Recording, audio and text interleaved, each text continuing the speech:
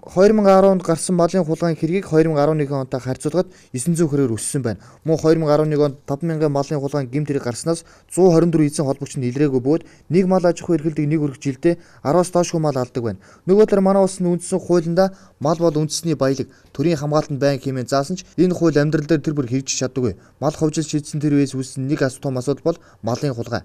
Цагдаа ангин байгууллага энэ гэмт хэрэгтэд тэмцдэг хэдиж хэргийн тоод жил ирэхсэн өсөж байгаа юм. Түүнчлэн хөдөө орон нутгийн үлдэж байгаа гэмт хэргийн 50-аас дээш хувийг малын хулгай гэмт хэрэг эзэлдэг судалгаа байна. Улаанбаатар хотын хувьд их хүн амтай, аслагдсан хороо дүүргүүтэй мөн мал аж ахуй эрхлэлдэг өргөт сөөнгөө дүүрэг болох сонгон хайрхан дүүрэгт энэ онд малын хулгай гэмт хэрэг 6 бүртгэгдсэн өнгөрсөн онтой харьцуулахад 66% өссөн байна. Түүнчлэн сүүлийн үед малын хулгайчны арга улам нарийсж байгаа талаар цагдаагийн байгууллагаас анхааруулж байгаа юм.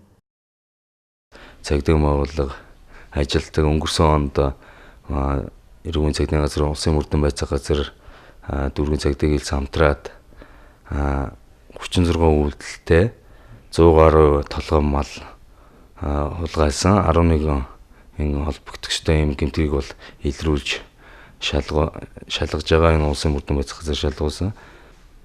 Эрүүгийн тусгай анги 145 дугаар зүйлд бусдын эдвэрнгээ хулгайлах гэдэг байгаа. Энэ дээр маань бол санкц нь бол дөрвөн залттай байдаг. За нэгд нь бол бусдын эдвэрнгээ хулгайсан улмаас бага ус хэмжээний хохирол учруулсан бол хөдөлмөрөөсөө доод хэмжээг 5-аас 50 дахин нэмэгдүүлсэндээ нэмжих хэмжээний түгээр торгох эсвэл 1-ээс 200 цаг хүртэл хугацаагаар албатай ажил хийх эсвэл 3 сар хугацаагаар байршлах ял шийдэх нэгдсэн байна. Энэ маань бол хуулийнхаа зүйл залтар бол 2-оос дээш этгээд маань өгсөн тохиролцсон энэ бүлэг болж байдаг л да. Энэ ялангуяа энэ бүлэг этгээдүүд маань бол ялангуяа тээвэрлэх, хулгайлах, за энэ урьдчилж энэ хулгай их газраа сонгодог, айл өрхөө сонгодог гэдэг юм уу.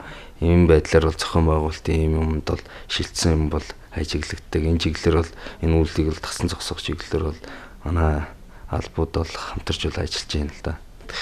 Жилээр туссан малын хулгайн гэмт хэрэг 9-10 дахин хувиар өсөж байна. Ер нь малын хулгай өсөж байгааг хэд хэдэн зүйлтэй холбож болох юм. Энэ нь хэргийг ихэвчлэн залуучууд үлддэг бөгөөд хөдөө орон нутагт ажлын байр байхгүй улмаас энэ төрлийн гэмт хэрэг гарах нөхцөл нь болж байна. Нөгөө төгөр энэ хэргийн хуулийн байдал муу байгаас гэмт хэрэг дахин гарах нөхцөл шалтгаан болж байна. Цагдаагийн байгууллагаас малын хулгай гэмт хэрэгээс сэргийлэх үүднээс мал хамгаалах бүлэг байгуулсан. Урамшил болон морин эргүүлийг хийж байгаа юм а. Иргэд ч өөрсдөө сунар сүнжтэй байж цагдаагийн байгууллагатай хамтарч ажиллах хэрэгтэй байгааг анхааруулж байгаа юм.